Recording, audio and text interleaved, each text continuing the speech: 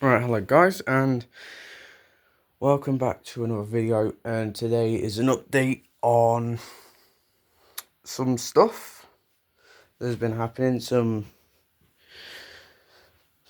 not so good things have happened since the last update. This clock, which I bought a couple of days ago, I was winding it up on the day I bought it because we hung it up here because I thought it looked nice there. I was winding it up, and yeah, I think you can tell what happened there. The spring just exploded in my hand and caused quite a bit of damage to my hand. Luckily, it's mostly healed. Mostly flesh wounds and a possible fractured thumb, which is fun. So, yeah. Luckily, this spring is now pretty much deactivated. It's not a hand grenade anymore, so that's good.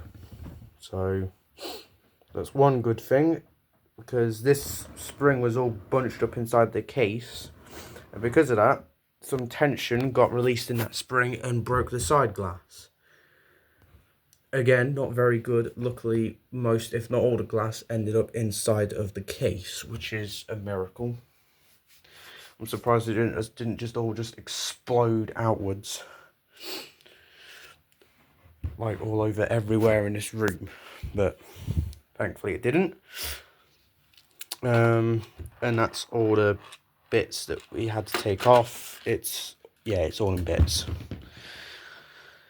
so that's great.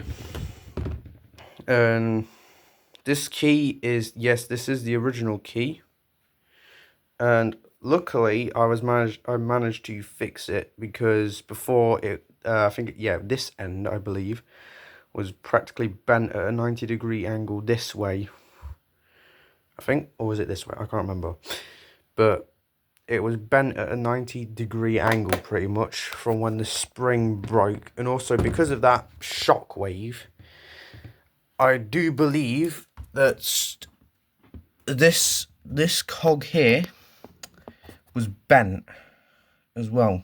If you might just be able to see that it is bent. And I have suspicion to believe that the ratchet wheel might also be broken. I'm not too sure. I haven't seen the other side of the ratchet wheel yet. However, that does mean this movement, it isn't scrap. That's good.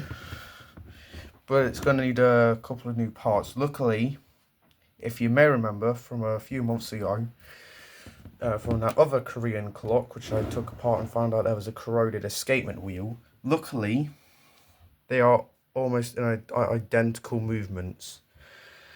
So hopefully I might be able to take some parts from that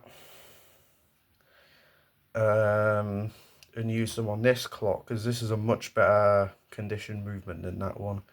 And also the case for this clock is in a much better condition as well. So yeah, one tip I'd always have for beginner clock collectors is always try and get spares as soon as possible, because one day this sort of thing will happen.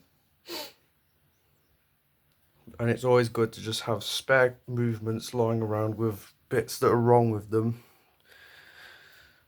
but that have some decent spare parts. Luckily, my movement does have decent spare parts, so that's good. And don't worry, the striking works, so that's the main thing. At least I don't have to deal with the striking. It's only the time side that's a bit worse, a bit worse for wear. But that should be fixed, no problem. But anyway, enough on that situation, because I think I've covered about all that there is on this situation. There is another situation up here. Now, don't worry. Now, the main situation is about this clock. Don't worry, I've given it a thought and realised selling it would be a bit of a silly idea, considering how rare this type of clock is. I've given it some thought, and yeah, this clock is not going to be sold. When I said that, I was a bit angry, to be fair, because I wasn't having a good day, because the same day I serviced this clock was also the day that the spring broke on me. So yeah, that day was not a good day for me, but I've calmed down a bit, decided this clock, I'm not going to sell it. I'm just going to get someone who knows better than me to have a look at it. And yeah, so that's the good part of this update, I guess. And apart from that, I've got these, all the other clocks are ticking away well.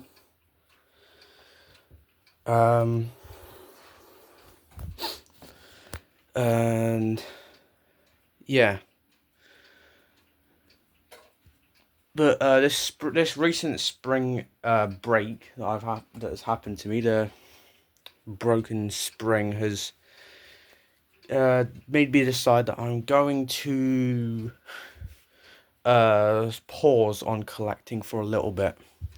I mean, if there's a really good deal on a clock, obviously I will take that, but for the most part, I am going to be taking a little break from collecting, and also YouTube as well. Don't worry, I'm not quitting YouTube. I'm just simply going to be taking about a month or two's break from this, just try and get stuff sorted, especially since I need to start looking for a job of some description, so I can start earning some money, so I can, because once I start earning money, I'll come back to collecting and